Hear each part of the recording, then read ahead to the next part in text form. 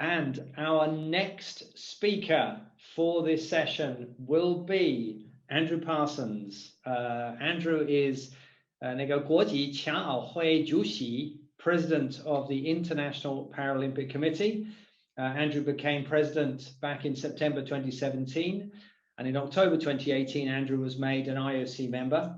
And he also currently represents the IPC on the IOC Coordination Commission for both Tokyo and for Los Angeles. Andrew, welcome to the session, and we very look forward to hearing from you. At the end of your speech, we will show an amazing video that you provided us with.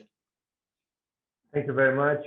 Well, good morning, good afternoon, good evening to all of you guys. Thank you very much. I just want to quickly pay tribute to Kate, who just spoke before me, because yesterday we have announced, the International Paralympic announced the awardees of our International Women's Day Recognition Award, and Kate won in the category Builder for ensuring gender equality in curling and in wheelchair curling at all levels, from what happens in the field of play to what happens outside the field of play.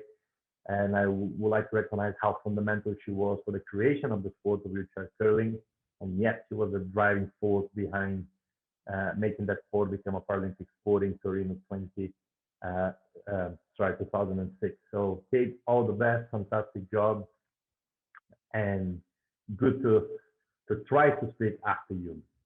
So to start with, I'd like to first of all congratulate all my Chinese friends or friends in China, or friends who have interest in China. As you see from the video that Guy just mentioned, last week we celebrated 1 year to go into the opening ceremony of the Paralympic Winter Games in Beijing 2022. So in 12 months' time, all of us at the summit and the Paralympic movement will be eagerly anticipating not only what I am certain will be hugely successful games, but celebrating Beijing as the first city ever to host both the summer and winter editions of the Paralympic Games. And even though every games are incredibly important, because they are a step forward into the future, well viewed and improved not only for the athletes and sport, but all those with a stake in the games, the city, the country, our commercial partners, our broadcast right holders, and also groups that you might not see, the 1 billion persons with disability around the world. And I want to talk about today about 3 building jobs we, the International Paralympic Committee and Beijing 2022, are undertaking the next 12 months to make these the most important Paralympic Winter Games ever. First of all, together we need to deliver safe and secure games that positively profiles China to the world. Secondly, we want to use the exposure that Beijing 2022 will provide to keep building and strengthening winter para sports. And thirdly, and this is incredibly important to us at the IPC, we use the platform of the games and athletes' talent to build a more inclusive world for persons with disabilities. When it comes to building games that positively profiles China, I'm very confident that what we will see in 2022 will surprise and amaze the whole world. Of course, we understand the impact the coronavirus pandemic has had for all of us in preparation for Beijing 2022. But we are doing everything we can together with the Chinese authorities and the Beijing 2022 organizing committee to offer not only the best platform on earth for athletes to showcase their talents, but also the safest. The extensive countermeasures by the Chinese authorities, the safe and secure organization of global sport in a COVID-19 environment, and the rollout of vaccines to billions are just 3 reasons to approach the next year with confidence. But what gives me most confidence is that I know how well China puts on sporting events. I remember when I attended the 2008 Paralympic Games, I was then the Secretary General of the Brazilian Paralympic Committee. And for me, 2008 was a game changer for all involved, including China. I saw Beijing 2008 and beyond then taking the Paralympic Games to a completely new level, a high one. Beijing 2008 achieved an important objective, which was to open China up to the world. What we saw was a nation confident in its abilities, with people proud of their culture and eager to be part of a changing world. Well, since then, China has become a powerhouse in so many areas, from finance to technology, from enterprise to entertainment, from media to Paralympic sports. I think the Beijing 22 Paralympic and Olympic Winter Games are a new opportunity to do that and to highlight the positive elements of China commercially, culturally, societally. I would urge you all to think about how you again can use the Paralympic Games to positively profile the great nation that China is. When it comes to building parasports for media exposure, I believe the Beijing 2022 will be as important for parasport in China as the summer 2008 Paralympics was. The investment that China is making in winter parasport is impressive, and the number of persons with disabilities that you want to reach and be engaged in winter sport is just incredible. We're talking here about millions of persons with disability engaged in winter parasport. Of course, this is something we welcome at the IPC because a stronger Chinese presence without doubt strengthens all the different parasports that we have in the Paralympic program. I'm also very encouraged that Beijing is promoting the Games with the same level of enthusiasm as the Olympics. And we know that if you can increase the level of interest from broadcasters, you also increase the number of people viewing the Games around the world. Pyeongchang 2018 broke all international broadcast and online viewing records, attracting more broadcasters and viewers than never before for Paralympic Winter Games outside of the host country. So I'd like to share with you some of these numbers. There was a cumulative audience in Pyeongchang 2018 of 2.02 billion people who watched the games across the world. The international audience outside of South Korea was 1.87 billion, a 20% increase compared to Sochi Games. With 122 million viewers, China accounted for 6% of the global audience, an 18% increase compared to Sochi. The total number of hours broadcast for the games increased from 2,079 increased to 2079, which represents an increase of 88% compared to Sochi. A record 251 million people were reached via games coverage only in the IPC's digital media channels. So at a time when the growth in linear TV audiences is stagnant, the Paralympic continues to buck the trend, showing strong growth on both linear and digital platforms. I am really confident that Beijing 2022, like in 2008, will smash all records and will set the new benchmark for Paralympic Winter Games. We know already that the Olympic broadcasting services will produce more content in more formats and across more platforms than any previous Paralympic Games. We are also encouraged that for the first time in Paralympic Winter Games, additional services such as Content Plus and Paralympic Video Player will be provided due to the popular demand by the broadcasters. And be no doubt that the media coverage has a legacy impact. With more persons with disability engaging with the para sports on the winter side, we will see more athletes on the pathway from grassroots to the elite level. And I'm also certain that we will have a big increase in the numbers of athletes between Beijing and Milano Cortina, exactly due to the promotion and the excellent technical delivery of the Paralympic Winter Games in Beijing 2022. But there is also another important component for us at the International Paralympic Committee, which is building back better for persons with disabilities. I have mentioned earlier how preparations for Beijing have been impacted because of COVID-19. It's important to acknowledge also that the global pandemic has disproportionately impacted persons with disabilities. I believe the Paralympic movement is well positioned to help change this, and we want you to join us in this vital journey. We want Beijing 2022 to help us to shine more light on the challenges that persons with disability face on a day-to-day basis. We believe that Paralympic Games are a platform that needs to be there to help to change the mindset of the world when it comes to the approach to the 1 billion, again, 1 billion persons with disability at a global level. Over the last year, IPC has been creating a foundation for a very important campaign. We have signed cooperation agreements with some of the world's biggest players in disability. the International Disability Alliance, the Valuable 500, UN Human Rights, and the United Alliance of Civilizations, with more high-profile partnerships set to be announced in the coming months.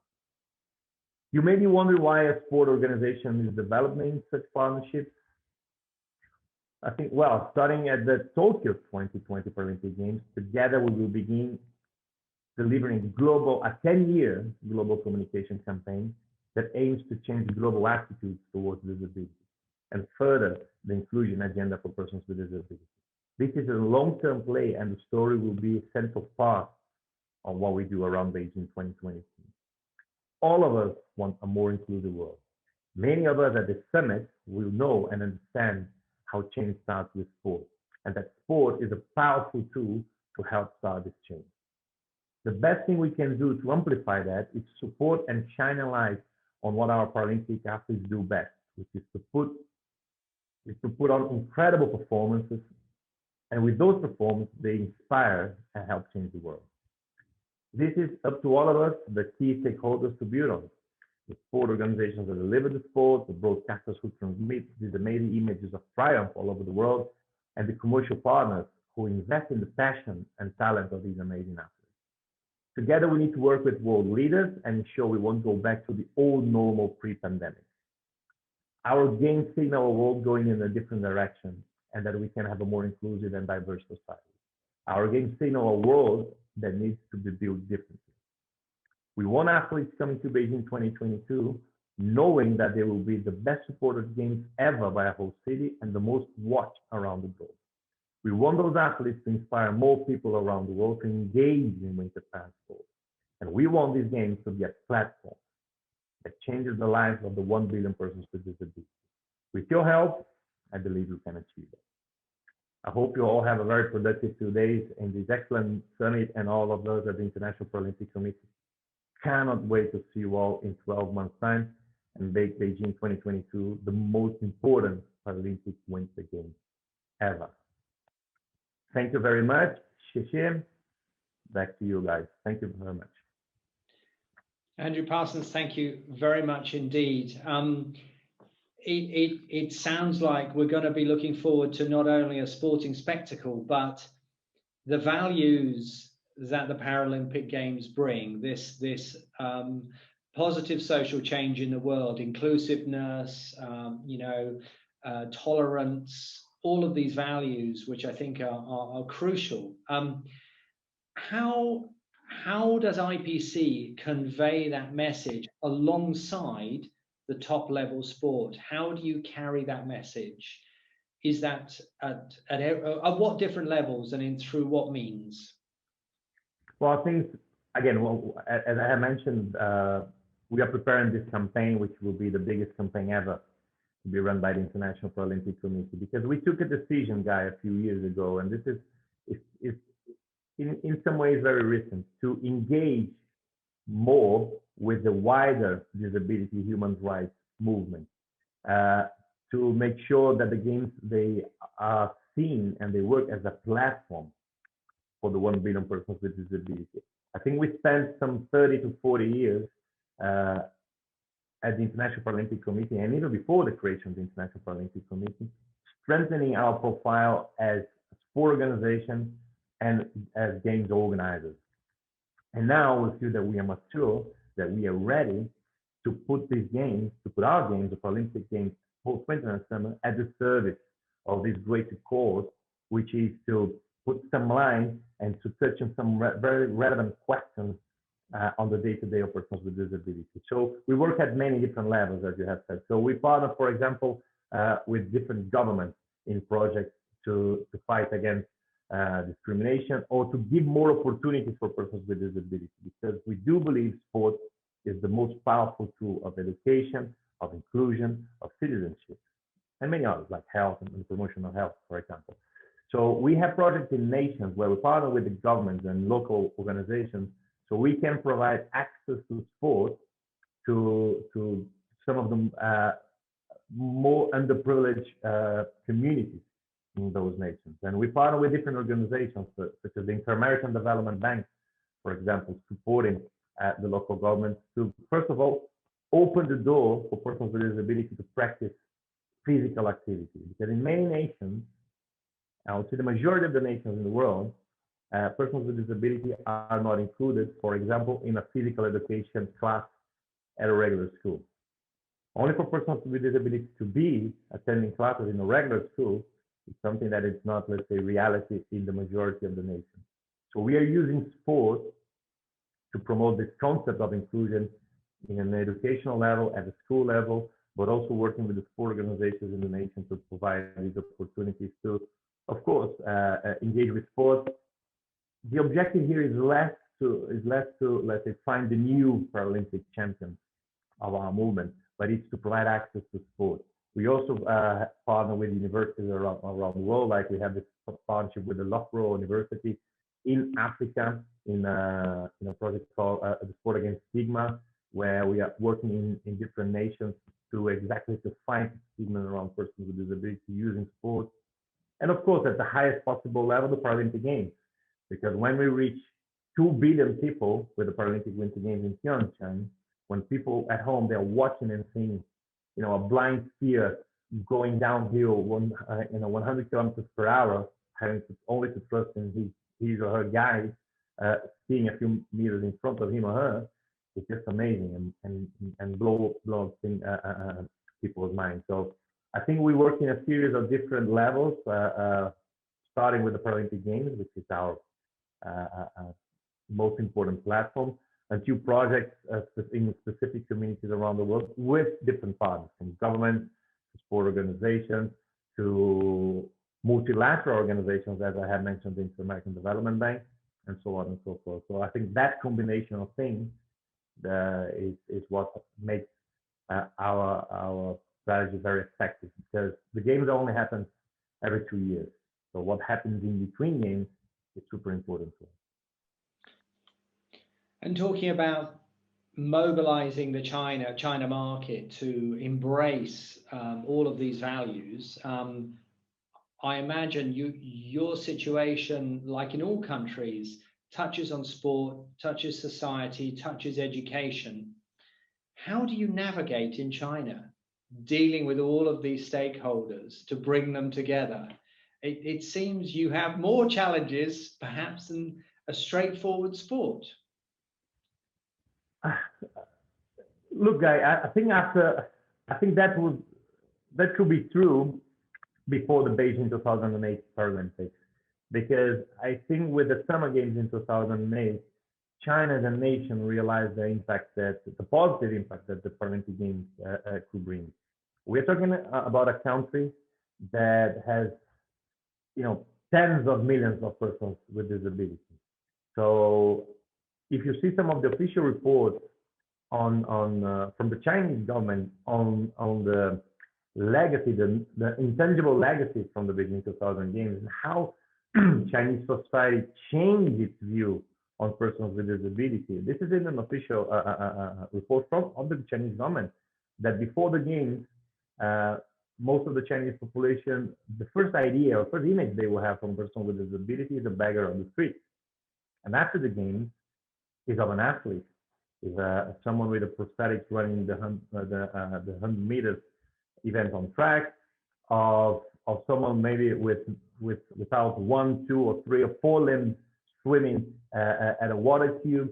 So we understand that the Games have changed a lot the perception of a person with disability in China in 2008, and they know that the 2022 is another opportunity for do that in a winter side or using winter sport. That's why they have such ambitious numbers in terms of engaging persons with disability in winter sport. So I think we opened a lot of different doors, including the media. CCTV has since 2008 been a strong supporter of the Paralympic sport. Not to mention that China in summer is by far the most powerful nation when it comes to the Paralympic medal table. At every edition of the Games since Athens, Beijing, London, Rio, and Japan is looking at it's going to be the same. And now they are doing that also on the winter side. So It was good to have Kate speaking before me because I was at the venue, at the wheelchair curling venue, when China won its first ever medal at the Paralympic Winter Games. And to see how emotional the senior officials of the Chinese Paralympic Committee and maybe some government officials present there, they were with that first gold medal in winter sport was just unbelievable. You know, coming from a country that smashes all records when it comes to the summer games. So I think we have passed that barrier in 2008. And in 2008, we have proved as a movement and as an organization what an incredible platform for change the Paralympic Games are. And I believe that since then, the Chinese government has invested a lot in some other Chinese stakeholders in Paralympic sport exactly because of that effect. And now there's another second opportunity to do that with the Paralympic Winter Games. So it's not that we have to convince a lot of people in China. They have seen it with their own eyes, the positive impact of the Paralympic Games.